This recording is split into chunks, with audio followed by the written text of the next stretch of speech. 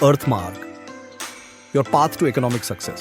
नमस्कार दोस्तों, स्वागत है आप सभी का अर्थमार्क प्लेटफॉर्म पर। दोस्तों, आज की एक क्लास आपकी फैक्टर प्राइसिंग थर्ड क्लास, जिसमें आज हम पढ़ने वाले हैं थ्योरी ऑफ रेंट।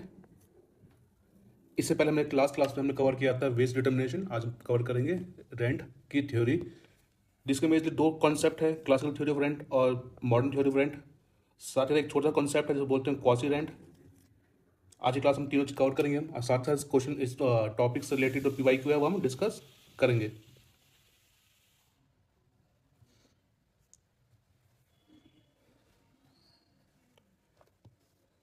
जो रेंट का कॉन्सेप्ट है उसको दो पार्ट से डिवाइड किया गया है। पहला क्लासिकल व्यू है, दूसरा आपका मॉडर्न व्यू है। It means classical economics rent को क्या समझते थे और मॉडर्न इकोनॉमिक्स रेंट को क्या समझते हैं, दोनों अलग अलग है। क्लासिकल व्यू जो रेंट का है उसको रिकॉर्डो दिया था। बेसिकली रिकॉर्डियन थ्योरी ऑफ रेंट जो है उसको क्लासिकल व्यू कहते हैं रेंट का। रिकॉर्डो के हिसाब से रेंट जो है, रेंट पे किया जाता है लैंड के ऊपर उसकी सर्विसेज के लिए। रेंट सिर्फ आप लैंड की पेमेंट के रूप में पे करते हैं, इसके अलावा किसी फैक्टर ऑफ सर्विस को आप रेंट पे नहीं करते। ये आपका कहता है क्लासिकल व्यू, जिसको हम बोलते हैं रिकॉर्डियन थ्योरी ऑफ रेंट। उसके विपरीत मॉडर्न व्यू जो है रेंट थ्योरी का, उनका मानना है कि रेंट जो है वो सिर्फ सीमित नहीं है लैंड तक। इट मीन्स जो क्लासिकल थ्योरी इकोनॉमिक्स ने कहा कि रेंट आप पे करते हैं सिर्फ लैंड को, उसके विपरीत मॉडर्न थ्योरी कहती है कि रेंट सीमित सिर्फ नहीं है लैंड तक, किसी फैक्टर प्रोडक्शन को रेंट पे कर सकते हैं। उनकी रेंट की डेफिनेशन क्लासिकल थ्योरी की जो रेंट की डेफिनेशन उनसे अलग थी। इस वजह से मॉडर्न थ्योरी का मानना है रेंट जो है वो सिर्फ लैंड तक सीमित नहीं है, ये किसी भी फैक्टर प्रोडक्शन को पेमेंट के तौर पे दिया जा सकता है। और इस केस में, मॉडर्न थ्योरी के केस में, जो रेंट की डेफिनेशन है it is different from the classical theory of rent. इसको हम डिटेल में भी पढ़ेंगे आगे आज की क्लास में कि क्लासिकल थ्योरी क्या है रेंट की और मॉडर्न थ्योरी क्या है रेंट की। पहला टॉपिक आज की क्लास का है रिकॉर्डियन थ्योरी ऑफ रेंट। बेसिकली आपका एक क्लासिकल व्यू है।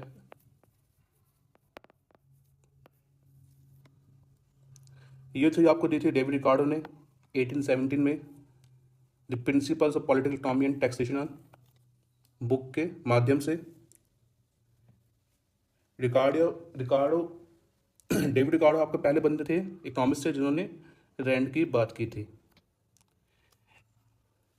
इनके हिसाब से रेंट का मतलब क्या है? डेविड रिकार्डो के हिसाब से रेंट का मतलब है वो पेमेंट जो लैंड को की जाती है वो रेंट कहलाता है। जो पेमेंट लैंड को की जा रही है वो कहलाती है रेंट, रिकार्डो के थ्योरी के हिसाब से। इन्होंने अपनी थ्योरी दी थी, उनके कुछ अजम्पशंस थे। इन्होंने कहा कि लैंड को कितना रेंट पे किया जाएगा वो डिपेंड करता है लैंड की फर्टिलिटी के ऊपर या लैंड की प्रोडक्टिविटी के ऊपर। लैंड का यहाँ पे सिर्फ एक काम है, कल्टीवेशन का काम है। अब जो लैंड ज़्यादा फर्टाइल है या ज़्यादा प्रोडक्टिव है, उस लैंड को जो पेमेंट होगी रेंट के तौर पर ज़्यादा होगी। और जो लैंड कम फर्टाइल है या फिर कहीं कम प्रोडक्टिव है, उस लैंड को कम पेमेंट होगी रेंट के रूप में। तो बेसिकली रिकार्डो के हिसाब से लैंड को जो पेमेंट मिलनी चाहिए रेंट के रूप में वो डिपेंड करता है लैंड की फर्टिलिटी के ऊपर। इट मीन्स लैंड कितना प्रोडक्टिव है। इट मीन्स लैंड के ऊपर जो कल्टीवेशन होगा, जो फसल उगाई जाएगी, उसकी मात्रा कितनी है, तो उसके ऊपर निर्भर करता है कि रेंट कितना लैंड को पेमेंट के रूप में दिया जाएगा। तो इसकी कुछ अजम्पशंस है इस थ्योरी की। पहली अजम्पशंस है डिफरेंट फर्टिलिटी। जो भी इकोनॉमी के अंदर लैंड है वो सारी एक समान नहीं है, सबकी फर्टिलिटी अलग अलग है। So land is not equally fertile, some produce more और सम प्रोड्यूस लेस। सारे लैंड्स इक्वली फर्टाइल नहीं है, कुछ लैंड आपके ज़्यादा प्रोड्यूस करते हैं और कुछ लैंड आपके कम प्रोड्यूस करते हैं। कल्टीवेशन ऑर्डर, जैसे मैं आपको यहाँ बताया कि लैंड का एक ही काम है, कल्टीवेशन पर्पस के लिए लैंड को यूज़ किया जाएगा, मतलब एग्रीकल्चर पर्पस के लिए लैंड को सब यूज़ किया जाएगा। तो सबसे पहले वो लैंड यूज़ किया जाएगा कल्टीवेशन के लिए जिसकी प्रोडक्टिविटी या जिसकी फर्टिलिटी रेट सबसे ज़्यादा है। पहले वो लैंड यूज़ होगा, उसके बाद सेकंड लैंड पे मूव करेंगे और सेकंड नंबर पर उस लैंड का नंबर आएगा जो फर्स्ट लैंड से कम फर्टाइल होगा। बेसिकली डिसेंडिंग ऑर्डर में फर्टिलिटी रेट के डिसेंडिंग ऑर्डर में आपका लैंड यूज़ होगा। फॉर एग्जाम्पल यहाँ पे 3 लैंड है, A बी, सी। सबसे फर्टाइल लैंड जो है ए है, इससे कम फर्टाइल लैंड जो है बी है, और सबसे कम फर्टाइल लैंड जो है सी है। तो इट मीन्स सबसे पहले ए लैंड का यूज़ किया जाएगा, तो ए लैंड यूज़ हो जाएगा, उसके बाद बी लैंड की तरफ मूव किया जाएगा, तो बी लैंड को यूज़ कर लिया जाएगा, देन आप सी लैंड की तरफ मूव करेंगे। तो इस ऑर्डर में आप कल्टिवेशन करेंगे इकोनॉमी के अंदर। तो कल्टिवेशन का ऑर्डर क्या है, पहले सबसे बेस्ट लैंड यूज़ होगा, उसके बाद इंफीरियर लैंड यूज़ होंगे ऑर्डर में। तीसरा जंक्शन है डिमिनिशिंग रिटर्न्स। इट मीन्स कि लैंड से जो कल्टीवेशन जो ग्रो हो रहा है क्रॉप, उसका जो रेट है डिमिनिशिंग रिटर्न से ग्रो हो रहा है। इट मीन्स पहली बात तो ये कि आपका लैंड यूज़ किया जा रहा है एक कल्टीवेशन ऑर्डर में, सबसे पहले का सबसे बेस्ट लैंड यूज़ हो रहा है जो कि ए लैंड है, उसके बाद बी लैंड यूज़ होगा, उसके बाद सी लैंड यूज़ होगा। ए लैंड से जो आउटपुट निकल के आएगा वो सबसे ज़्यादा होगा, उसके बाद बी लैंड से जो आउटपुट निकल के आएगा वो ए लैंड से कम होगा, एंड सी लैंड से जो आउटपुट निकल के आएगा वो सबसे कम होगा। तो यहाँ पर हमने देखा कि जिस रेट से आउटपुट जनरेट हो रहा है लैंड से वो डिमिनिशिंग नेचर का है, क्योंकि आपने कल्टीवेशन किया है ऑर्डर में, सबसे पहले आपने लैंड यूज़ किया है, सबसे बेस्ट लैंड यूज़ किया, उसके बाद आपने इन्फीरियर लैंड यूज़ करना शुरू किया। तो जिस ऑर्डर से आप कल्टीवेशन कर रहे हैं उसी ऑर्डर से आपके पास आउटपुट निकल के आएगा, और आउटपुट आपका किस रेट में आ रहा है, डिमिनिशिंग रेट में आ रहा है। सबसे पहले ए लैंड यूज़ किया, सबसे बेस्ट लैंड है, इससे अज्यूम करते 1000 kg का आउटपुट प्रोड्यूस हुआ। फिर आप बी लैंड यूज़ करेंगे, बी लैंड से लेट्स से 800 kg का आउटपुट प्रोड्यूस हुआ। फिर आप सी लैंड यूज़ कर रहे हैं, सी लैंड से आपके पास लेट्स से 500 kg का आउटपुट प्रोड्यूस हुआ। तो यहाँ पे किस रेट से आपका आउटपुट प्रोड्यूस हो रहा है, डिमिनिशिंग रेट से।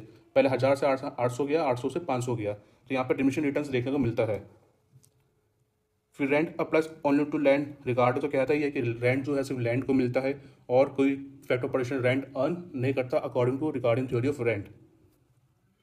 मार्जिनल लैंड, इस थ्योरी में मार्जिनल लैंड उस लैंड को बोला जाता है जो सबसे कम फर्टाइल है, या फिर जिस लैंड पे जितना आउटपुट प्रोड्यूस हो रहा है और जितना कॉस्ट लग रहा है आउटपुट प्रोडक्शन के लिए, दोनों एक बराबर है। इट मीन्स यहाँ पे कोई सरप्लस नहीं है, तो वो लैंड आपका कहलाता है मार्जिनल लैंड। तो मार्जिनल लैंड का मतलब यहाँ पे क्या हुआ, मार्जिनल लैंड का मतलब हुआ वो लैंड जिस पे जितने का आउटपुट प्रोड्यूस हो रहा है कल्टीवेशन से और जितना कॉस्ट लग रहा है प्रोड्यूस करने के लिए, दोनों बराबर है, यहाँ पे कोई सरप्लस नहीं है, तो ये आपको कहलाएगा मार्जिनल लैंड। तो यहाँ पे एक मार्जिनल लैंड की डेफिनेशन दी गई है। मार्जिनल लैंड की डेफिनेशन है वो सबसे कम फर्टाइल लैंड जिसके ऊपर जितना प्रोडक्शन किया गया उतना ही कॉस्ट लग गया प्रोडक्शन करने के लिए और सरप्लस कोई जनरेट नहीं हुआ, तो आपको कहलाता है मार्जिनल लैंड। फिर अगला है assumption equal cost of cultivation. It means cultivation के लिए जो कॉस्ट लगेगी वो सेम रहेगी, कांस्टेंट रहेगी थ्रू आउट लैंड्स। मतलब हर लैंड पे जो कॉस्ट है कल्टिवेशन का वो है फिक्स है। इट मीन्स अगर लैंड ए पर 1000 रुपये लग रहे हैं कल्टीवेशन के लिए, तो लैंड बी पे भी 1000 रुपये लगेंगे और लैंड सी पे भी 1000 रुपये लगेंगे। इट मीन्स कल्टीवेशन का रेट जो है कॉस्ट जो है सेम है थ्रू आउट दी लैंड। तो ये तो कुछ अजम्पशन थे रिगार्डिंग थ्योरी ऑफ रेंट के। अब हम समझते हैं रेंट कैसे फाइंड करते हैं इस थ्योरी के अकॉर्डिंग। तो जैसे मैंने क्लास के सामने मैंने बताया, रिकार्डो मान के चलता है रेंट जो है लैंड को जो मिल रहा है वो अराइज हो रहा है, क्यों, क्योंकि यहाँ पे फर्टिलिटी रेट जो है और लैंड की और प्रोडक्टिविटी रेट जो है लैंड की वो अलग अलग है। इट मीन्स किस लैंड को कितना रेंट मिलेगा वो उसकी डिपेंड करता है कि वो लैंड कितना आउटपुट प्रोड्यूस कर रहा है, जो कि डिपेंड करता है कि वो लैंड की फर्टिलिटी कितनी है। तो बेसिकली रिकार्डो थ्योरी में रेंट जो है वो डायरेक्टली लिंक्ड है आपकी लैंड की फर्टिलिटी रेट से। और जैसे कि अजम्पशन में यहाँ पे था इसकी थ्योरी के अजम्पशन में कि लैंड जो है जितनी भी लैंड इकोनॉमी के अंदर वो इक्वली फर्टाइल नहीं है। इट मीन्स हर लैंड को अलग अलग रेंट मिलेगा। तो यहाँ पे रेंट को देखने का दो तरीके हैं। पहला तो है रेंट का मतलब ये कि as surplus of cost. It means अगर एक लैंड ए 4000 रुपये का आउटपुट प्रोड्यूस कर रहा है और उस पर आउटपुट प्रोड्यूस करने के लिए 1000 रुपये का कॉस्ट आ रहा है, तो सरप्लस कितना जनरेट यहाँ पे हुआ 3000 रुपये का। तो ये बेसिकली 3000 क्या हुआ, वो हुआ लैंड ए का रेंट हुआ। तो रेंट का मतलब क्या हुआ, surplus over cost. Basically output कितना जनरेट करके दिया लैंड ने और कितना कॉस्ट लगा, दोनों डिफरेंस क्या हुआ आपका रेंट हो गया। एक तो ये कॉन्सेप्ट है रेंट का, या फिर रेंट आप ये कह सकते हैं सरप्लस ओवर मार्जिनल लैंड। एक तो ये कॉन्सेप्ट है जो कि है कॉस्ट, टोटल आउटपुट में से कॉस्ट माइनस कर दिया, जो बचा आपका रेंट हो गया लैंड के लिए। या फिर ये बोल सकते हैं आप कि एक पर्टिकुलर लैंड जो आउटपुट प्रोड्यूस कर रही है जिस वैल्यू का, उसको अगर माइनस कर देंगे मार्जिनल लैंड के आउटपुट से, तो जो डिफरेंस निकल के आएगा वो आपका आएगा रेंट आएगा, जिसको हम बोलते हैं डिफरेंशियल रेंट भी बोलते हैं जिसको हम। So rent as surplus over marginal land का मतलब है superior land earns extra output, this surplus is rent. समझने की कोशिश कीजिए, यहाँ पे 3 लैंड्स लेकर चल रहे हैं ए बी सी। ए है जो सुपीरियर लैंड है, सी आपकी है मार्जिनल लैंड है, मार्जिनल लैंड है।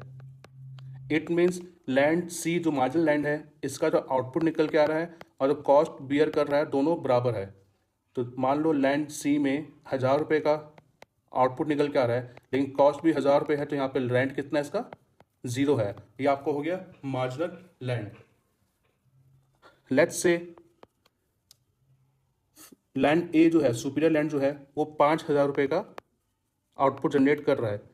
लैंड ए का आउटपुट 5000 रुपये का है और मार्जिनल लैंड का आउटपुट आपका 1000 रुपये का है। इन लोगों का डिफरेंस जो होगा वो कहलाएगा रेंट या फिर डिफरेंशियल रेंट। तो बेसिकली रेंट को यहाँ पे 2 तरीके से देखा गया है। पहला तो ये है कि रेंट का मतलब हुआ कि एक पर्टिकुलर लैंड ने कितना आउटपुट जनरेट किया ओवर इट्स कॉस्ट, तो basically value of output minus cost is called rent.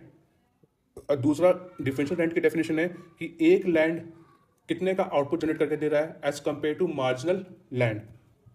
दोनों कंसेप्ट से आपका आंसर सेम ही आते हैं। यहाँ पे टेबल में ध्यान दीजिएगा। अज्यूम करते हैं 1000 रुपये का कॉस्ट है हर लैंड पर कल्टीवेशन का, जो फिक्स रहता है, कॉन्स्टेंट रहता है थ्रू आउट द लैंड, इसकी अजम्पशन है। 3 लैंड्स है, land A, land B and land C. Land A पे आउटपुट जनरेट हो रहा है 5000 रुपये का, और लैंड बी पे आउटपुट जनरेट हो रहा है 3000 रुपये का, और लैंड सी पे आउटपुट जनरेट हो रहा है 1000 रुपये का। ठीक है, ये आउटपुट की वैल्यू है जो जनरेट कर रही है हर एक लैंड। उसके बाद कॉस्ट कितना पड़ रहा है हर लैंड पे, पड़ रहा है 1000 रुपये का।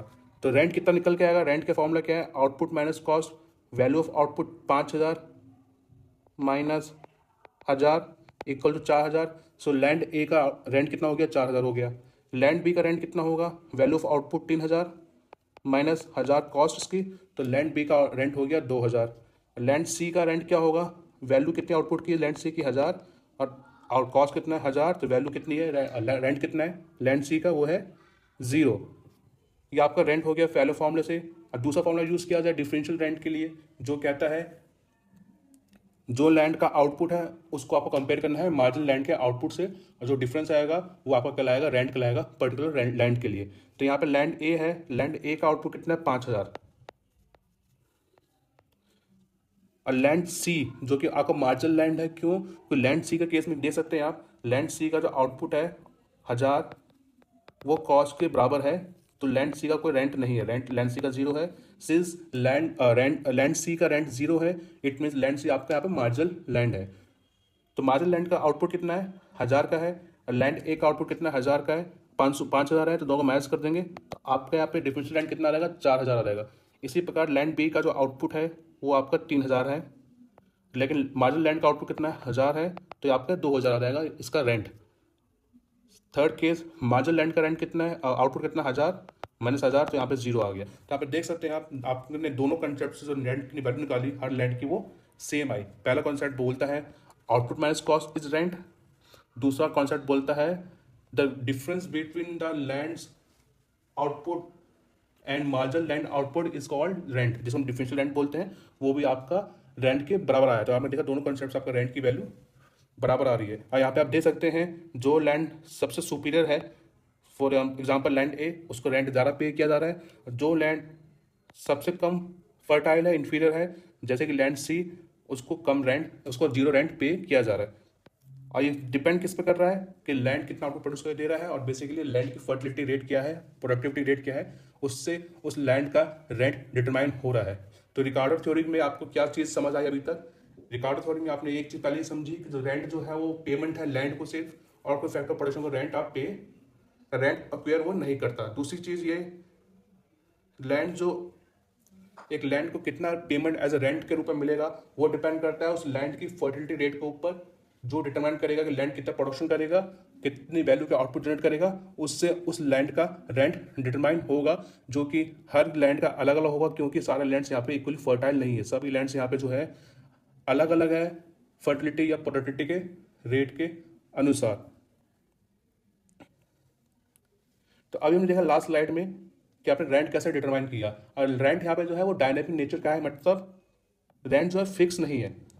हमने देखा लैंड ए का रेंट जो निकल के आया वो निकल के आया 4,000 रुपये, डेट इज 5,000 वैल्यू थी आउटपुट की इसके लैंड के ऊपर, 1,000 रुपये कॉस्ट था, 4,000 का रेंट निकल के आया।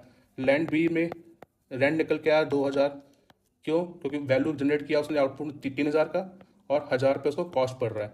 लैंड सी में रेंट आपका जीरो था, क्योंकि जितने का आउटपुट प्रोड्यूस कर रहा है उतना इस पर कॉस्ट लग जा रहा है, प्रोडक्शन कॉस्ट, तो यहाँ पे रेंट जीरो था। तो यहाँ पे कहा जाता है कि रेंट आपका डायनेमिक नेचर का, मतलब रेंट आपका फिक्स नहीं है, ये चेंज होता रहता है डिमांड और प्रोडक्टिविटी के हिसाब से। लेट्स से इन लैंड के ऊपर वीट प्रोड्यूस किया जा रहा था, वीट, उस वीट की डिमांड मार्केट बढ़ गई, जिसके कारण जो मार्केट प्राइस है वीट का वो बढ़ गया। तो डिमांड बढ़ने से वीट का मार्केट में वीट का प्राइस बढ़ गया, ठीक है।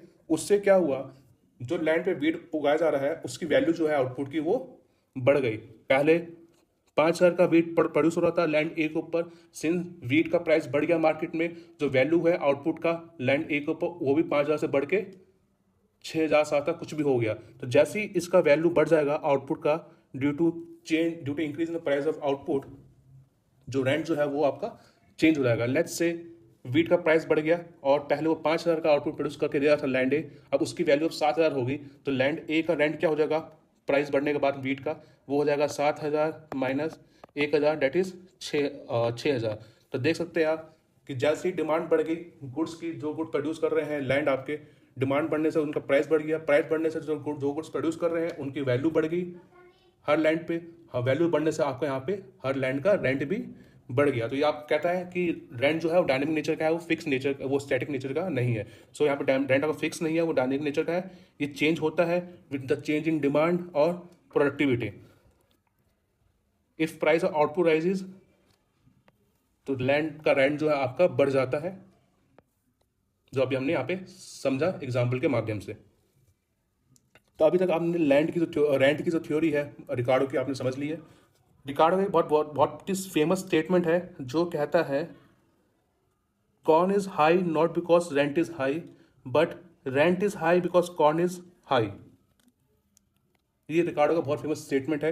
इसका मतलब क्या है, रिकार्डो यहाँ पे कहना चाहता है द प्राइस ऑफ कॉर्न या फिर आउटपुट जो प्रोड्यूस हो रहा है लैंड के ऊपर, वो रेंट डिटरमाइन करता है, ना कि रेंट डिटरमाइन करेगी प्राइस क्या होगा वीट आउटपुट का। तो यहाँ पे क्या कहना चाहता है रिकार्डो, रिकार्डो कहना चाहता है कि जो गुड्स प्रोड्यूस हो रहे हैं लैंड के ऊपर, जो गुड्स प्रोड्यूस हो रहे हैं लैंड के ऊपर, उसका प्राइस डिटरमाइन करेगा कि उस लैंड को कितना रेंट मिलना चाहिए, ना कि रेंट जो लैंड को पे किया जा रहा है वो डिसाइड करेगा कि उस गुड का प्राइस क्या होना चाहिए। फॉर एग्जाम्पल कॉर्न, अगर लैंड के ऊपर कॉर्न प्रोड्यूस हो रहा है तो जो प्राइस है कॉर्न का मार्केट के अंदर वो डिटरमाइन करेगा कि लैंड को रेंट कितना मिलेगा, ना कि लैंड को जो रेंट पे किया जा रहा है वो तय करे कि प्राइस क्या होगा आपके कॉर्न का। यहाँ पर समझने की कोशिश कीजिएगा।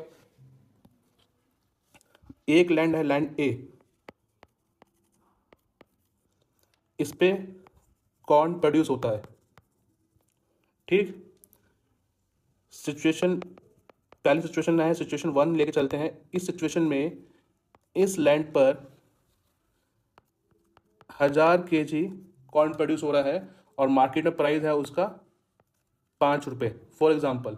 तो बेसिकली सिचुएशन ए में क्या हुआ, 1,000 इंटू 5, आपने 5,000 रुपये का आउटपुट प्रोड्यूस करके दिया लैंड ए ने, और इस 1,000 kg कॉर्न प्रोड्यूस करने के लिए आपको कॉस्ट जो लगा वो लगा आपको 1,000 रुपये। आपने 1,000 रुपये स्पेंड किया, पैसा खर्च किया, और आपने लैंड के ऊपर 1,000 kg कॉर्न प्रोड्यूस किया और जिसका प्राइस है 5 रुपये पर केजी मार्केट में। तो बेसिकली आपने 5,000 रुपये का आउटपुट प्रोड्यूस किया लैंड ए के ऊपर, और कॉस्ट आप कितना बियर कर रहे हैं, 1,000 रुपये। तो सिचुएशन ए में रेंट जो होगा वो क्या होगा, 5,000 का आउटपुट माइनस 1,000 रुपये का कॉस्ट, तो 4,000 यहाँ पे आप रेंट पे कर रहे हैं। वही सिचुएशन 2 आ जाती है। सिचुएशन 2 में क्या हुआ, प्राइस जो है कॉर्न का वो मार्केट में बढ़ गया क्योंकि उसकी डिमांड बढ़ गई मार्केट के अंदर कॉर्न की। इसकी वजह से प्राइस बढ़ने से हम लेस से प्राइस उसके बढ़ के 5 रुपये से बढ़ के उसकी प्राइस 8 रुपये हो गया। कॉर्न का प्राइस 8 रुपये हो गया है। बाकी सारी चीज़ें सेम है पहले के जैसे। इट मीन्स लैंड पे अभी भी 1000 kg का प्रोडक्शन हो रहा है कॉर्न का और कॉस्ट भी उसको 1000 रुपये पड़ रहा है। लेकिन अब प्राइस बढ़ चुका है 5 से 8, तो लैंड पे जो आउटपुट प्रोड्यूस हुआ 1000 kg का कॉर्न, उसकी वैल्यू कितनी हो गई? उसकी वैल्यू होगी 8000 रुपये की, क्योंकि प्राइस बढ़ गया है, 5 से 8 हो गया प्राइस। 8000 रुपये का आउटपुट प्रोड्यूस कर रहा है सिचुएशन 2 में और 1000 रुपये का वो कॉस्ट लग रहा है। तो रेंट यहाँ पे कितना हो जाएगा उसको? 8000 माइनस 1000 डेट इज 7000। तो यहाँ पे आपने देखा कि दो सिचुएशन थी, सिचुएशन ए और 1 और 2। सिचुएशन 1 में लैंड को जो रेंट जा रहा है वो जा रहा है 4000 रुपये और सिचुएशन 2 में लैंड को जो रेंट जा रहा है वो जा रहा है 7000 रुपये। जबकि दोनों केसेस में लैंड पे जो प्रोडक्शन हो रहा है आउटपुट का वो सेम है, 1000 kg 1000 kg। सिचुएशन ए में 4000 रुपये रेंट गया है, सिचुएशन 2 में 7000 रुपये रेंट गया है।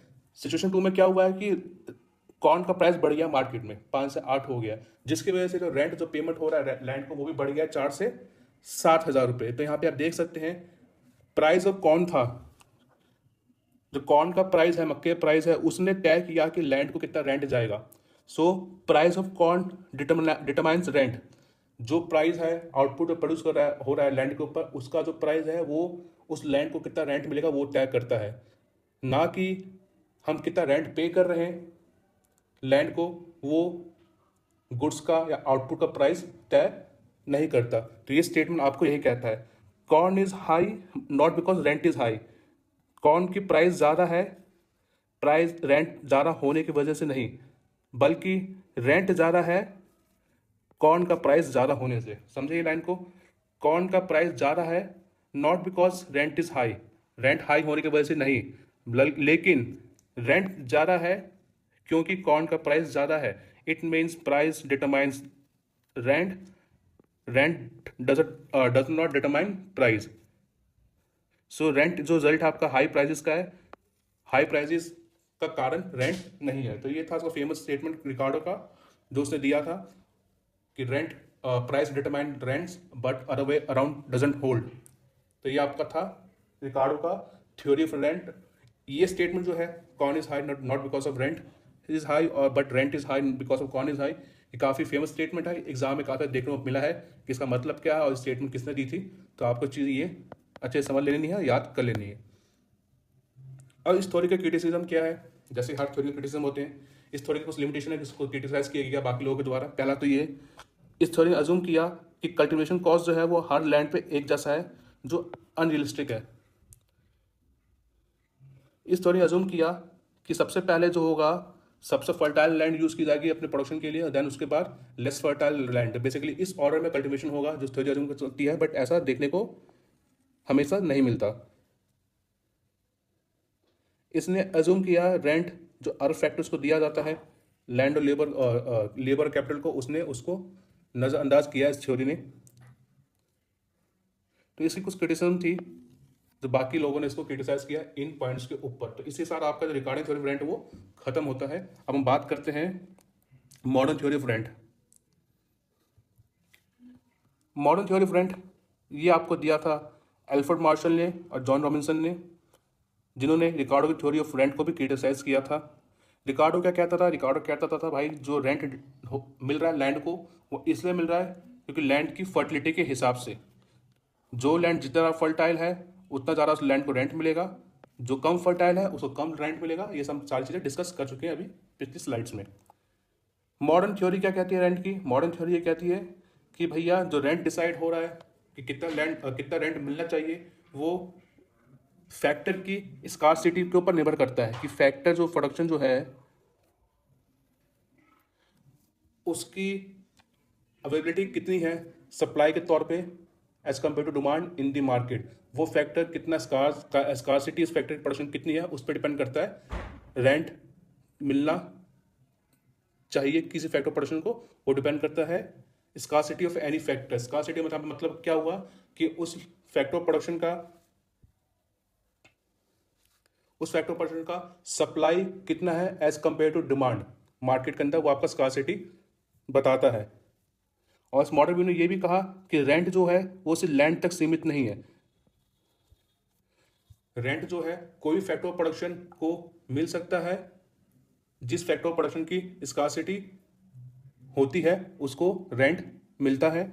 और यहाँ पे दो चीज़ आपको देखने मिल रही है। पहली बात तो है कि रिकार्डो के जो रेंट की थ्योरी है वो घूम रही है अराउंड फर्टिलिटी ऑफ लैंड, कि लैंड कितना फर्टाइल है उसके अनुसार कितना उसको रेंट मिल रहा है वो डिटरमाइन कर रहा है लैंड की फर्टिलिटी। और रिकार्डो ने यह भी कहा कि रेंट सिर्फ आप सिर्फ लैंड को देंगे और कोई factor of production rent acquire नहीं करता। इसके विपरीत मॉडर्न थ्योरी है जो रॉबिन्सन और एल्फ्रेड मार्शल ने दी थी, उनका कहना है कि रेंट जो अराइज होता है, रेंट जो पैदा होता है due to scarcity of factor of production, कि कोई फैक्टर ऑफ प्रोडक्शन कितना स्कार्सिटी है, इसकी स्कार्सिटी कितनी ज़्यादा है उस पर निर्भर करता है कि रेंट उसको मिलेगा या नहीं मिलेगा। ठीक है। और साथ ही साथ ये भी कहता है कि रेंट जो है वो लैंड तक सीमित नहीं है। रेंट जो है वो किसी फैक्टर ऑफ प्रोडक्शन मिल सकता है, लैंड के अलावा बाकी फैक्टर ऑफ प्रोडक्शन उनको भी रेंट मिल सकता है on the basis of scarcity of the factor of production. तो मॉडर्न व्यू के हिसाब से आपका फर्टिलिटी ऑफ लैंड जो है और मेन फैक्टर है रेंट जनरेशन का। और मॉडर्न व्यू के हिसाब से जो स्कार्सिटी जो है, scarcity of factor of production, वो आपका रेंट जनरेशन का मेन फैक्टर है। तो रिकार्डो अज्यूम करता है कि रेंट जो है वो सिर्फ लैंड को नहीं मिलता, और रिकार्डो कहता है कि रेंट जो है सिर्फ लैंड को मिलता है, बट मॉडर्न इकोनॉमिक्स कहते हैं रेंट जो है किसी फैक्टर प्रोडक्शन को मिल सकता है। आप समझते हैं इनका रेंट का कॉन्सेप्ट क्या है। मॉडर्न व्यू इकोनॉमिक्स जो है उनका रेंट का कॉन्सेप्ट क्या है। जॉन रॉबिन्सन के हिसाब से रेंट का मतलब है सरप्लस, वो सरप्लस जो फैक्टर कमा रहा है ओवर एंड अबव इस ट्रांसफर अर्निंग। तो जॉन रॉबिन्सन कह रहा है जब से एक फैक्टर ऑफ प्रोडक्शन अपनी ट्रांसफर अर्निंग से ज़्यादा कमाता है उस सरप्लस को बोलते हैं रेंट। यहाँ पे ट्रांसफर अर्निंग क्या है अभी उसके बारे में बात करेंगे। तो जॉन रॉबिन्सन का मतलब कहने का मतलब क्या है, कोई फैक्टर ऑफ प्रोडक्शन है उससे एक ट्रांसफर अर्निंग है, अगर उसको पेमेंट मिल रही है ट्रांसफर अर्निंग से ज़्यादा, जितनी ज़्यादा उसको पेमेंट मिली है ट्रांसफर अर्निंग से वो हिस्सा कहलाता है रेंट। रॉबिन्सन के हिसाब से, जो कि मॉडर्न इकोनॉमिस्ट है, मॉडर्न व्यू रखते हैं रेंट का। तो रॉबिन्सन कहते हैं ट्रांसफर अर्निंग से ऊपर जितना भी एडिशनल पेमेंट हो रहा है फैक्टर प्रोडक्शन को वो आपका रेंट कहलाता है। और ट्रांसफर अर्निंग का मतलब क्या है उसका डेफिनेशन दिया था अल्फ्रेड मार्शल ने। अल्फ्रेड मार्शल कहता है ट्रांसफर अर्निंग है मिनिमम पेमेंट जो चाहिए किसी फैक्टर को उसकी करंट जॉब में रखने के लिए। तो अल्फ्रेड मार्शल के हिसाब से ट्रांसफर अर्निंग का मतलब है वो मिनिमम पेमेंट जो किसी फैक्टर प्रोडक्शन को पे करने की जरूरत है ताकि वो फैक्टर प्रोडक्शन अपनी करंट जॉब में काम करे या काम करता रहे, तो उसको हम बोलते हैं ट्रांसफर अर्निंग। यहाँ पे फॉर्मूला क्या है इकोनॉमिक रेंट का। इकोनॉमिक रेंट की डेफिनेशन जो रॉबिन्सन दी है उसने उन्होंने बोला कि ट्रांसफर अर्निंग से ऊपर जो हिस्सा पेमेंट हो रहा है वो आपका रेंट कहलाता है। तो एक्चुअल अर्निंग में से अगर ट्रांसफर अर्निंग माइनस कर देंगे जो सरप्लस निकल के आएगा वो आपका क्या कहलाएगा, इकोनॉमिक रेंट। एग्जाम्पल तौर पे लेट्स से एक टीचर जो है उसको 40,000 रुपये मिलते हैं एक स्कूल में, स्कूल ए में एक टीचर को 40,000 रुपये पेमेंट मिलती है। अगर वो टीचर स्कूल ए में काम ना करे तो उसको स्कूल बी में 25,000 की नौकरी मिल जाएगी। समझे आप, एक टीचर है वो भी स्कूल ए में 40,000 की नौकरी काम करता है, अगर वो स्कूल ए में ना काम करे तो उसको स्कूल बी में 25,000 की नौकरी मिल जाएगी। सो इस केस में स्कूल ए को कितना मिनिमम पेमेंट करना चाहिए टीचर को ताकि वो टीचर वहां पे टिका रहे, स्कूल ए में काम करता रहे, वो है 25,000 रुपये। स्कूल ए को कम से कम 25,000 रुपये पे करने होंगे टीचर को ताकि वो टीचर स्कूल ए में काम करता रहे। क्यों? क्योंकि स्कूल बी में उस टीचर को 25,000 मिलेंगे अगर वो स्कूल ए में काम ना करे तो स्कूल ए में काम करवाने के लिए टीचर को स्कूल ए को पेमेंट करना पड़ेगा कम से कम 25,000 रुपये का। तो इस केस में ट्रांसफर अर्निंग क्या होगी टीचर की? ट्रांसफर अर्निंग टीचर की होगी 25,000 रुपये। इस केस में टीचर की ट्रांसफर अर्निंग है 25,000 रुपये, वो मिनिमम पेमेंट जो जरूरी है उस फैक्टर प्रोडक्शन को करंट जॉब में रखने के लिए। जो 25,000 रुपये यहाँ पे जरूरी है टीचर को पे करने के लिए कम से कम ताकि वो स्कूल ए में काम करे, बट उसको एक्चुअली पेमेंट कितना हो रहा है? उसका एक्चुअल पेमेंट हो रहा है 40,000 रुपये का। तो एक्चुअल अर्निंग 40,000 की है, ट्रांसफर अर्निंग उसकी 25,000 की है, तो 15,000 सरप्लस है वो आपको यहाँ पे क्या कहलाता है? रेंट। आशा करता हूँ आपको ये बात समझ गए होंगे ट्रांसफर अर्निंग और इकोनॉमिक रेंट का मतलब क्या है। ट्रांसफर अर्निंग का अगर आप देखें ये आपका अपॉर्चुनिटी कॉस्ट की तरह भी काम करता है। बेसिकली टीचर की यहाँ पे अपॉर्चुनिटी कॉस्ट क्या थी स्कूल ए में काम करने की, वो थी 25,000 पे जो वो स्कूल बी में कमा सकता था। तो transfer earning is nothing but is opportunity cost of factor of production. तो ट्रांसफर अर्निंग आपका, ये जो ट्रांसफर अर्निंग है ये आपका अपॉर्चुनिटी कॉस्ट भी है, अपॉर्चुनिटी कॉस्ट भी है। तो बेसिकली एक्चुअल अर्निंग में से अपॉर्चुनिटी कॉस्ट माइनस कर देंगे किसी फैक्टर प्रोडक्शन का, तो वो आपका इकोनॉमिक रेंट निकल के आ जाएगा, जो कॉन्सेप्ट दिया था मॉडर्न थ्योरी ऑफ रेंट ने बेसिकली रॉबिन्सन और एल्फ्रेड मार्शल ने।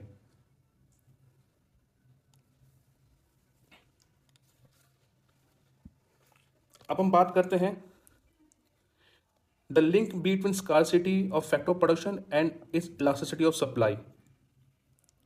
मॉडर्न थ्योरी क्या कहता है रेंट का? मॉडर्न थ्योरी ऑफ रेंट कहता है कि रेंट जो पैदा हो रहा है, रेंट अराइज हो रहा है due to scarcity of factor of production. तो मॉडर्न थ्योरी कह रहा है कि रेंट जो डिटरमाइन हो रहा है वो हो रहा है कि रेंट और फैक्टर ऑफ प्रोडक्शन कितना स्कार्स है इकोनॉमिक के अंदर। तो बेसिकली स्कार्सिटी को लिंक किया गया है रेंट से।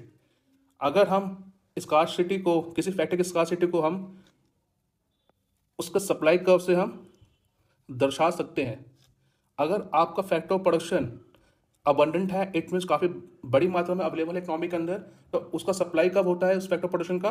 Perfectly elastic. जो फैक्टर प्रोडक्शन आपका काफ़ी बड़ी मात्रा में इजीली अवेलेबल है मार्केट के अंदर, उसका सप्लाई कब कैसा होता है? उसका सप्लाई कब होता है perfectly elastic, that is horizontal. वहीं दूसरी तरफ वो फैक्टर प्रोडक्शन जो काफ़ी स्कार्स है, जिसकी जो इकोनॉमी बहुत मुश्किल से मिल रहा है और उसका कुछ सब्सिट्यूट अवेलेबल नहीं है, तो उसका फैक्टर का सप्लाई कब होता है? वो होता है perfectly inelastic, that is vertical. जो फैक्टर प्रोडक्शन आपका हाईली स्कार्स होता है उसका सप्लाई कब होता है? Perfectly elastic, inelastic. और जो फैक्टर प्रोडक्शन आपका बीच में रहता है, या इट मीन्स ना तो वो काफ़ी बड़ी मात्रा में है या फिर वो ना तो वो कंप्लीटली स्कार्स है, मतलब काफ़ी दुर्लभ है, ऐसा भी नहीं है, ना बड़ी मात्रा पाया जाता है, नॉर्मल कंडीशन फैक्टर प्रोडक्शन की है, तो उस केस में उसकी सप्लाई क्या होती है? इलास्टिक होती है और सप्लाई का उसका अपवर्ड स्लोपिंग होता है। तो बेसिकली आपने आपने तीन चीज़ें देखी। अगर आपको फैक्टर प्रोडक्शन बड़ी मात्रा में अवेलेबल है इकोनॉमी के अंदर, बड़ी मात्रा में अवेलेबल है इकोनॉमी के अंदर और अबंडेंट है, उस केस में सप्लाई कब आपका क्या होगा? परफेक्टली इलास्टिक उस फैक्टर प्रोडक्शन का, जो कि हॉरिजॉन्टल होता है। अगर आपका फैक्टर प्रोडक्शन हाईली स्कार्स है और काफ़ी दुर्लभ है, उस केस में सप्लाई कब आपका होता है? Perfectly inelastic, basically vertical. अगर इन दोनों का बीच का केस है, ना तो फैक्टर प्रोडक्शन आपका अबंडेंट है, ना तो आपका फैक्टर प्रोडक्शन काफ़ी स्कार्स है, उस केस में आपका सप्लाई कब क्या होता है? Upward sloping from left to right. तो ये तीन तरह के केस बनते हैं जो आपके तीन तरह के स्कार्सिटी कंडीशन को इलस्ट्रेट करते हैं। अगर आपका फैक्टर प्रोडक्शन काफ़ी अबंडेंट है, काफ़ी बड़ी मात्रा अवेलेबल है इकोनॉमी के अंदर, तो आपका सप्लाई कब आपका हॉरिजॉन्टल हो जाएगा। और काफ़ी दुर्लभ है, फैक्टर प्रोडक्शन काफ़ी स्कार्स है, तो उसका सप्लाई कब आपका हो जाएगा? Perfectly elastic. दोनों का बीच का केस है, तो आपका सप्लाई कब आपका हो जाएगा? Upward sloping. अब हम तीनों केस में इकोनॉमिक रेंट निकालने की कोशिश करेंगे। परफेक्टली इलास्टिक सप्लाई मतलब आपका फैक्टर ऑफ प्रोडक्शन जो है वो हाईली स्कार्स है, हाईली स्कार्स है। परफेक्टली इलास्टिक है मतलब आपका फैक्टर ऑफ प्रोडक्शन आपका अबंडेंट है नेचर में, मतलब काफ़ी बड़ी मात्रा में अवेलेबल है इकोनॉमी के अंदर। इलास्टिक सप्लाई है, दोनों बीच का मामला है, तो मतलब बीच का केस है, ना हाईली स्कार्स है ना ही हाईली अबंडेंट है आपका फैक्टर ऑफ प्रोडक्शन। सिचुएशन ए, पहला केस है perfectly elastic supply. Perfectly elastic supply मतलब आपका सप्लाई का आपका वर्टिकल नेचर का है। परफेक्टली इलास्टिक सप्लाई का मतलब क्या होता है? आपका फैक्टर ऑफ प्रोडक्शन सप्लाई का आपका वर्टिकल नेचर का है। इट मीन्स इसकी सप्लाई जो है इकोनॉमी के अंदर वो फिक्स है, वो बढ़ाई नहीं जा सकती। आप देख सकते हैं अगर ये सप्लाई का आपका वर्टिकल नेचर का है तो ये आपका अमाउंट जो है फैक्टर ऑफ प्रोडक्शन का ये आपका फिक्स है, आप इसको चेंज नहीं कर सकते। तो perfectly elastic supply means the factor of production is fixed in supply it and it can not be increase. ये और एक चीज इंडिकेट करता है कि ऐसे फैक्टर ऑफ प्रोडक्शन का कोई अल्टरनेटिव यूज नहीं होता। ऐसे फैक्टर ऑफ प्रोडक्शन जो होते हैं जिनकी सप्लाई फिक्स होती है वो एक ही तरह का काम करते हैं, वो अलग अलग का काम नहीं कर सकते।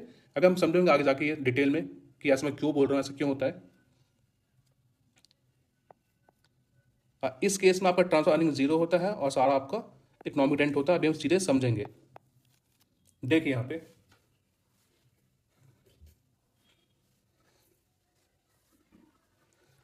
फॉर्मूला क्या है इकोनॉमिक रेंट का, वो है actual earning minus transfer earning.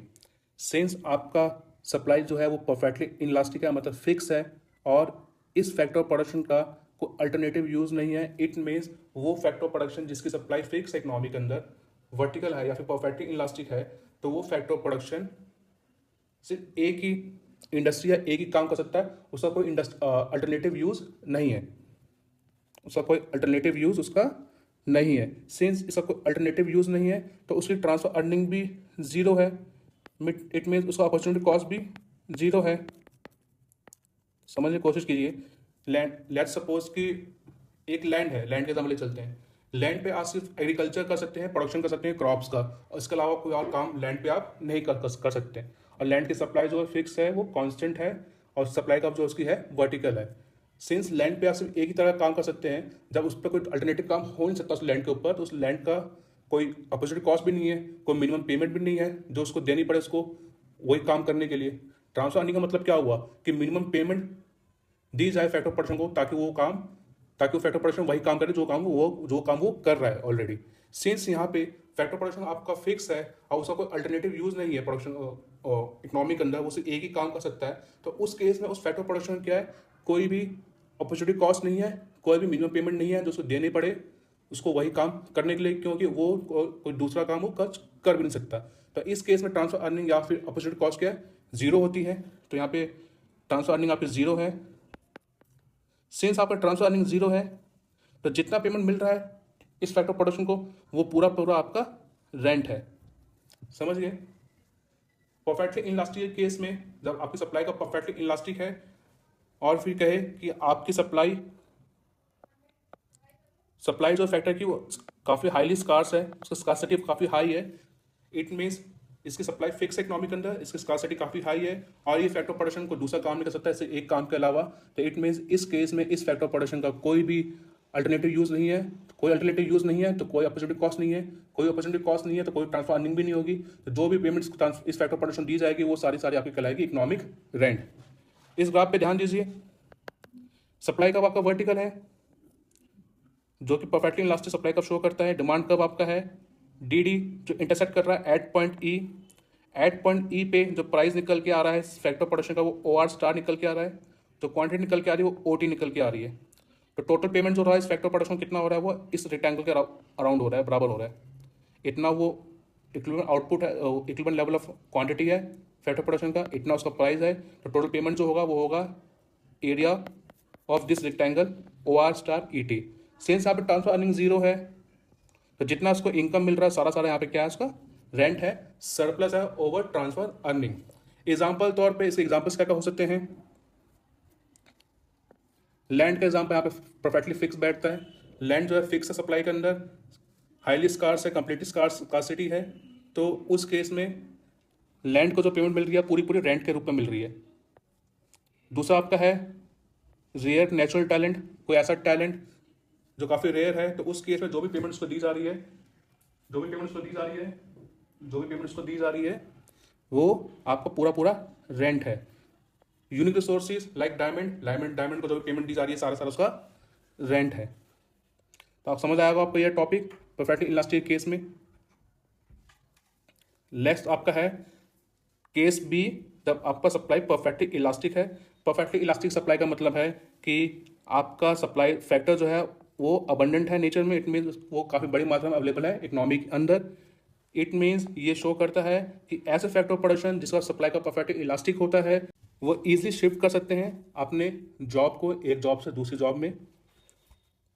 इस केस में जो भी पेमेंट मिलती है फैक्टर ऑफ प्रोडक्शन को, फैक्टर्स को, वो सारा का सारा उनका ट्रांसफर अर्निंग होता है, उनका रेंट यहाँ पे जीरो होता है। वो हम अभी समझेंगे डिटेल में। फॉर्मूला देख लेते हैं। पहले इकोनॉमिक रेंट का formula actual earning minus transfer earning. Transfer earning यहाँ पे यहाँ पे इकोनॉमिक रेंट जीरो है इस केस में फैक्टर्स का, तो जो भी अर्न कर रहा है वो सारा आपका ट्रांसफर अर्निंग है, इस केस में आपका रेंट जीरो है।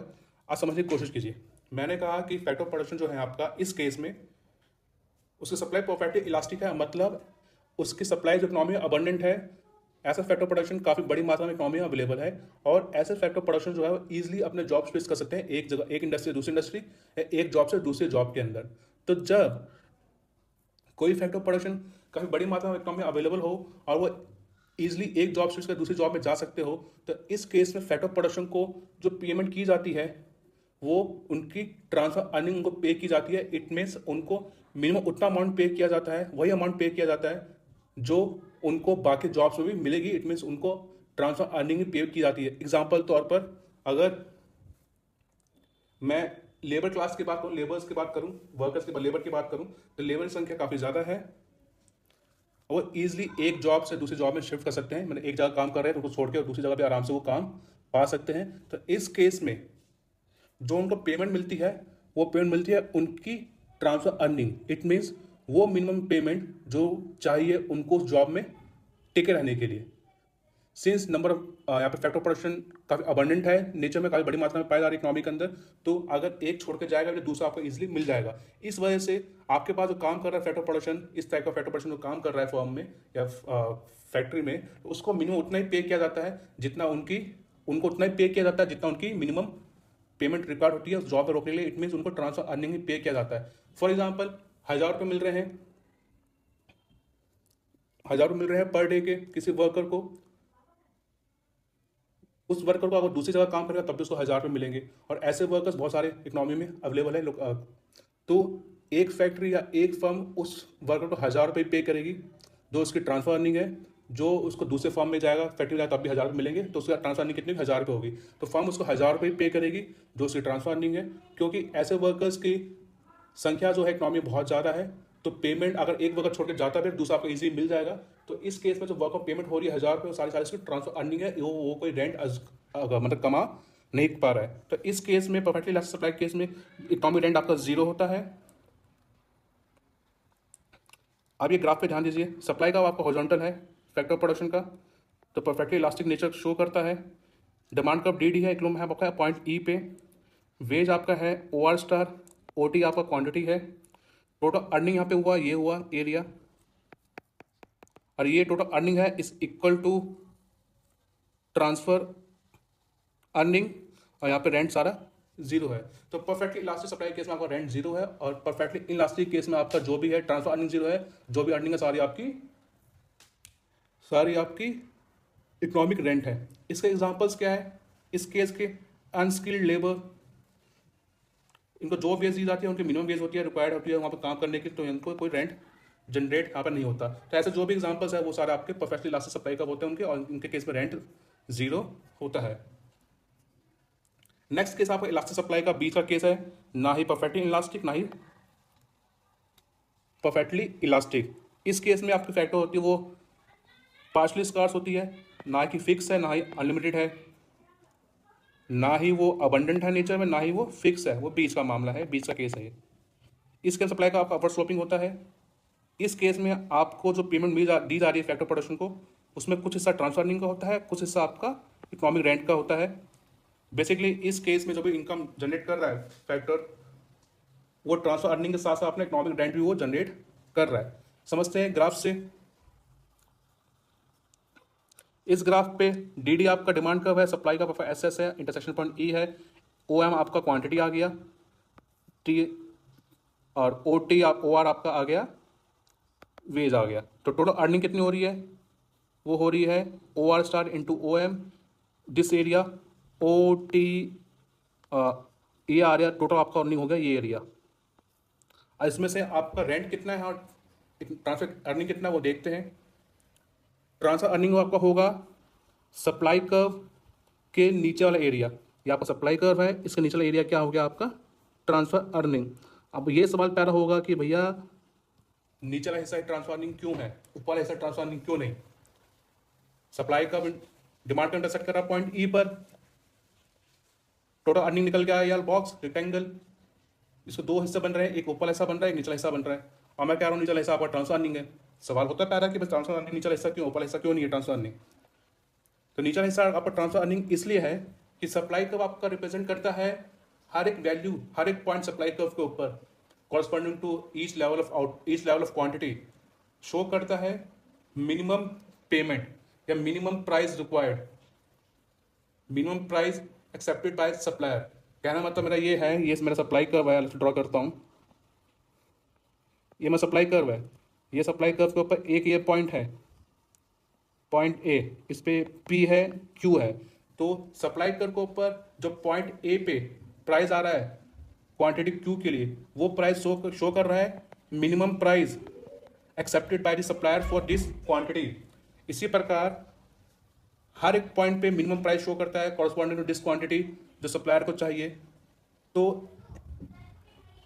इस सप्लाई कर्व पे नीचे वाला एरिया जो आएगा वो आपका शो करेगा मिनिमम पेमेंट जो चाहिए सप्लायर को उस क्वांटिटी के लिए। तो इन द सेम लॉजिक के अनुसार जो ये नीचा हिस्सा है सप्लाई का नीचा हिस्सा वो आपका ट्रांसफर अर्निंग है, या आपका टोटल अर्निंग है, या पूरा बॉक्स, इस पूरा बॉक्स में से आप ट्रांसफर अर्निंग माइनस कर देंगे जो कि नीचा हिस्सा है, आपको क्या मिलेगा? इकोनॉमिक रेंट जो आपकी है ये ऊपर वाला हिस्सा। तो आशा करता हूँ आपको ये चीज़ समझ आ गई होगी। इकोनॉमिक रेंट कैसे निकाला इस केस के अंदर? तो आपका सप्लाई का अपवर्ड स्लोपिंग है, तो आपके पास दो कंपोनेंट है अर्निंग के, एक ट्रांसफर अर्निंग है प्लस आपका इकोनॉमिक रेंट है। ट्रांसफर अर्निंग आपका निचला हिस्सा है, सप्लाई का निचला हिस्सा, और बाकी जो हिस्सा बची है टोटल अर्निंग का वो आपका बची हो गया इकोनॉमिक रेंट। इससे एग्जांपल्स है popular film star, bank officer, prime city property. Basically वो फैक्टर प्रोडक्शन जिनकी सप्लाई आपकी इलास्टिक होती है, अपवर्ड स्लोपिंग होती है, वो फैक्टर प्रोडक्शन आपका इकोनॉमिक रेंट और ट्रांसफर अर्निंग दोनों अर्न करता है। तो यहाँ पे आपने एक चीज़ नोटिस की होगी अभी तक जो हमने पढ़ा मॉडर्न थ्योरी में, आपने देखा कि रेंट जो मिल रहा है किसी फैक्टर प्रोडक्शन को वो आपका इन्वर्सली रिलेटेड है इलास्टिसिटी ऑफ सप्लाई से, इलास्टिसिटी ऑफ सप्लाई से। जब आपका फैक्टर सप्लाई परफेक्टली इनलास्टिक था, जब आपका फैक्टर सप्लाई परफेक्टली इनलास्टिक था, इट मींस जीरो था, तब आपका रेंट हाई था, हाईएस्ट रेंट था। जब आपका सप्लाई कर्व परफेक्टली इनलास्टिक था या फिर ईएस की वैल्यू जीरो थी, प्राइस इलास्टिक सप्लाई की वैल्यू जीरो थी। अगर जैसे जैसे आपका सप्लाई कर्व परफेक्टली इलास्टिक हो गया, मतलब जैसे जैसे आपका सप्लाई कर्व हॉरिजॉन्टल हो गया और उसकी वैल्यू इन्फिनिटी हो गई, तो उस केस में आपका रेंट कितना हो गया?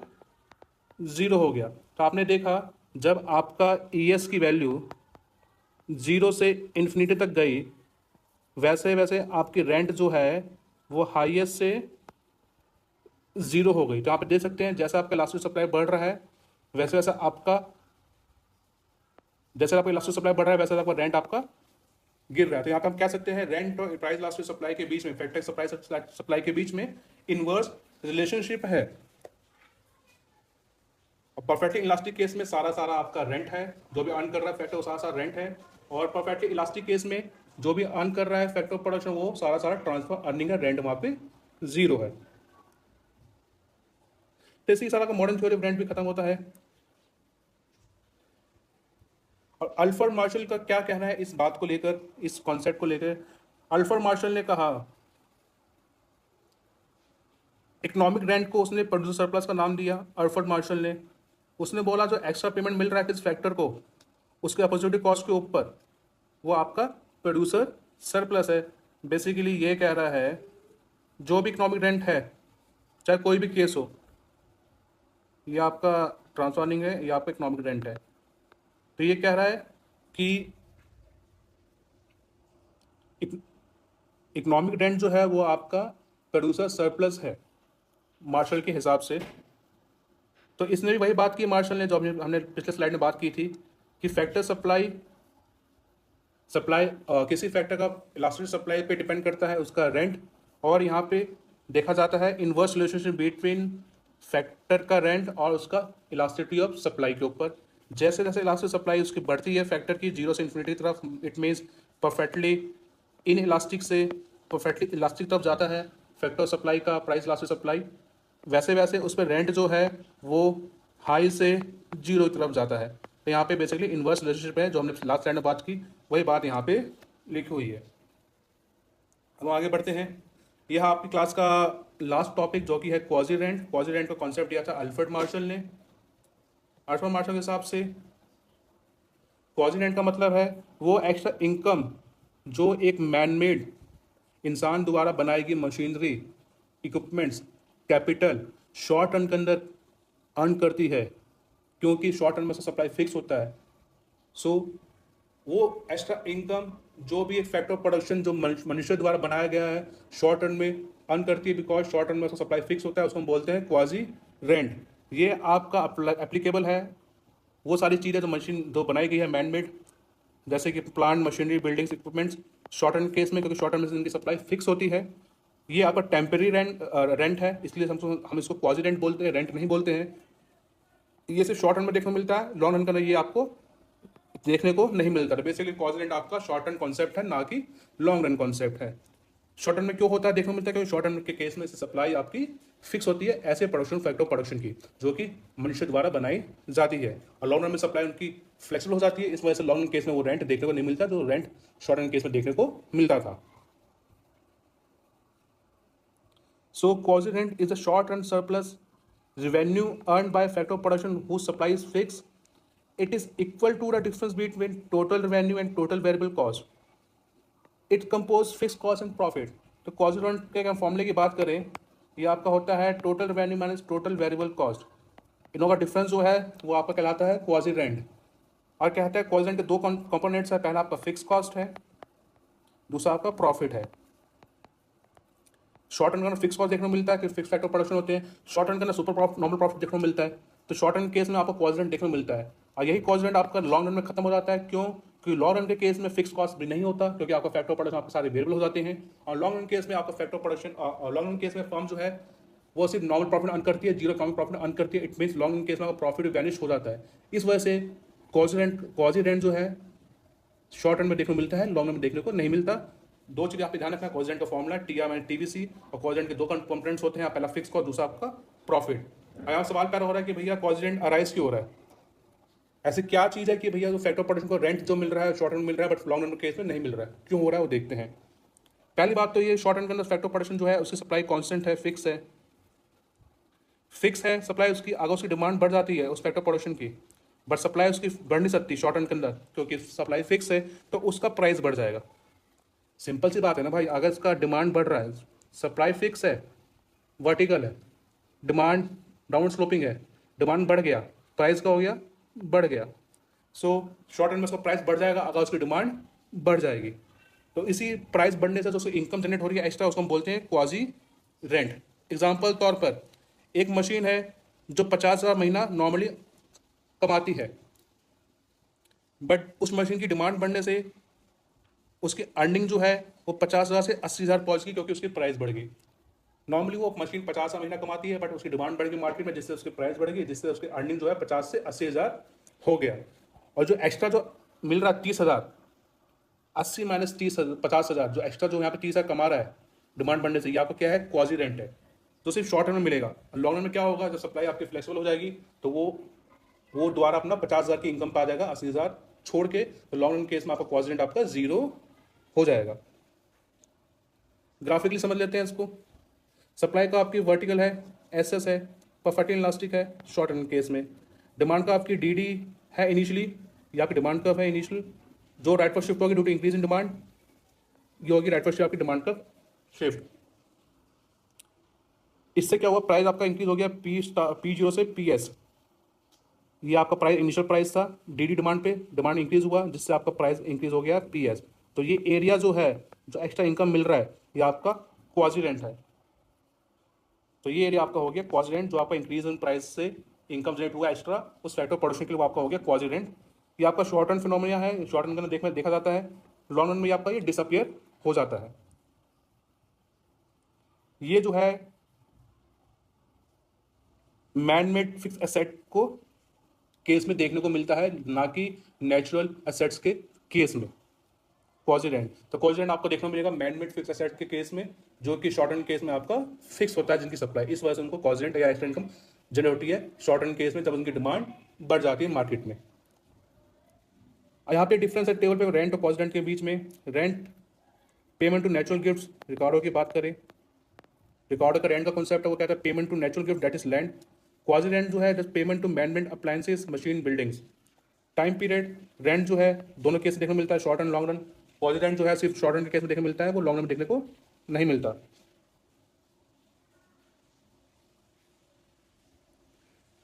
इनका नेचर, रेंट का नेचर आपका परमानेंट है, क्वाजी रेंट का नेचर आपका टेम्पररी नेचर का है, ये शॉर्ट लॉन्ग रन के केस में देखने को नहीं मिलता। फॉर्मूला है T R minus T C, that is output कितना प्रोड्यूस हुआ लैंड के ऊपर, कितना कॉस्ट जनरेट हो रहा है, प्रोडक्शन में कितना लग रहा है कॉस्ट, उसका डिफरेंस आपका रेंट कहलाता है। Record of theory of rent, quasi rent आपका फॉर्मूला है T R minus T V C. क्यों पैदा होता है rent? Due to difference in fertility of land. Quasi rent क्यों पैदा हो रहा है? क्योंकि स्कार्सिटी है मैनमेड प्लान्स के शॉर्ट रन के केस में। ये कभी जीरो नहीं हो सकता रेंट आपका, ये आपका जीरो हो सकता है if price equal to A B से। तो ये था आपका आज का लेक्चर, जिसके साथ आपका फैक्टर प्राइसिंग का कॉन्सेप्ट जो है वो कंप्लीट हुआ। आप उसको पीवाई के देख लेते हैं।